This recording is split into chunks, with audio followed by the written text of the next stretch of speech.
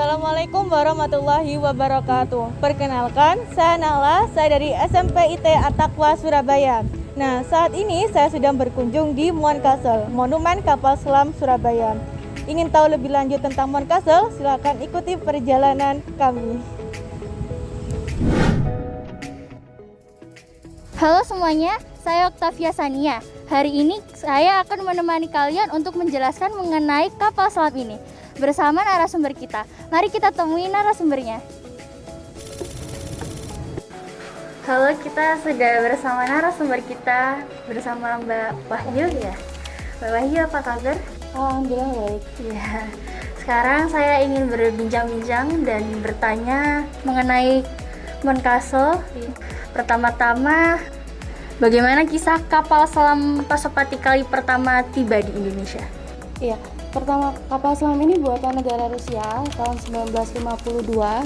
Pertama kali digunakan di Indonesia dari tahun 62 sampai 89.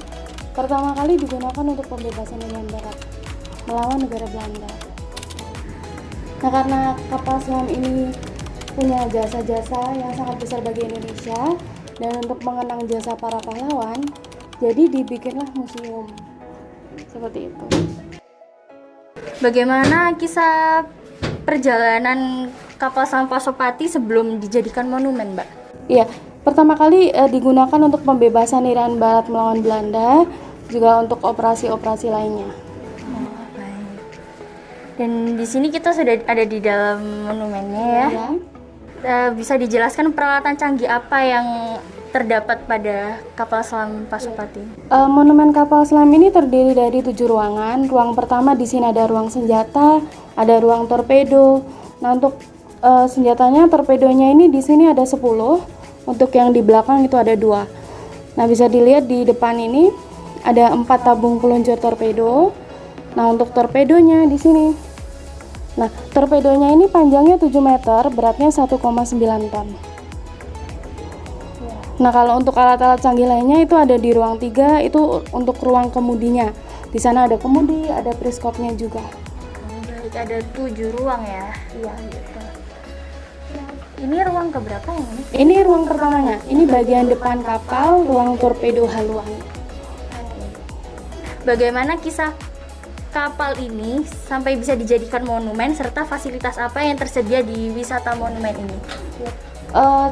Cara bawanya kapalnya ke sini itu dipotong dulu jadi 16 bagian, baru dirakit ulang di sini kurang lebih selama 2 tahun. Nah, tahun 98 itu baru diresmikan. Nah, untuk fasilitasnya itu dengan tiket 15.000 itu bisa masuk ke kapal selam. Nah, selain itu bisa menonton video sejarah kapal selam, itu videorama. Jadi waktu kapal selam ini beroperasi juga ada sejarah singkat TNI Angkatan Laut. Mau putar-putar keliling-keliling? Iya. Silakan. Ini di sini juga ada tempat tidur. Nah, ini tempat tidur untuk krunya ya. Ada tamtama bintaranya di sini. Ini ada 8 kanan, 8 kiri. Nah, untuk pintu asli kapal selam itu bukan yang dari kakaknya masuk tadi. Nah, pintu aslinya itu di sini. Dari atas ya? Iya, jadi ini naiknya menggunakan tangga, tangganya sudah dilepas. Oh, baik. Untuk memasukkan senjata juga dari atas. Ini ruang 2, ada tempat ruang tinggal perwira. Di sini ada tempat tidur. Di situ ada foto. Nah, itu foto-foto mantan komandan dari komandan yang pertama sampai yang terakhir.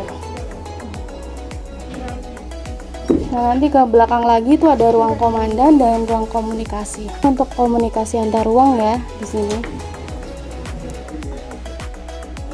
Nah, masuk pintu lingkaran, ini kita menuju ke ruang 3, itu ada ruang kemudinya. Ini ruang 3, ruang PIT, Pusat Informasi Tempur.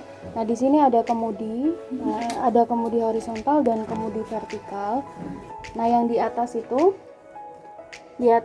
pintu menuju ke anjungan yang 410. Di sini banyak mesin, ini ada kalep, ini fungsinya banyak, ada untuk mengisi air. Jadi untuk kapal menyelam dan timbul. Kalau di sini ada periskop. Nah, ini fungsinya untuk melihat yang berada di luar kapal. Ini ada giro kompas untuk menentukan arah. Di sini ada ruang sonar. untuk mendeteksi yang berada di luar kapal, benda atau apa di sini. Ini ada ruang radar. Ini fungsinya untuk mendeteksi kapal yang ada di sekitar kapal selam. Nah, ini toilet. Jadi di kapal selam ini jumlah krunya 63 orang. Toiletnya cuma ada satu di sini. Nah, ini untuk klosetnya sudah dilepas. Ya, di sini di ruang 4 ini ada ruang tinggal kru. Di sini jadi satu sama ruang makan sama dapur. Iya, ini ruangan mesinnya. Jadi di kapal selam ini ada 2 mesin pokok. Ini ada mesin dieselnya.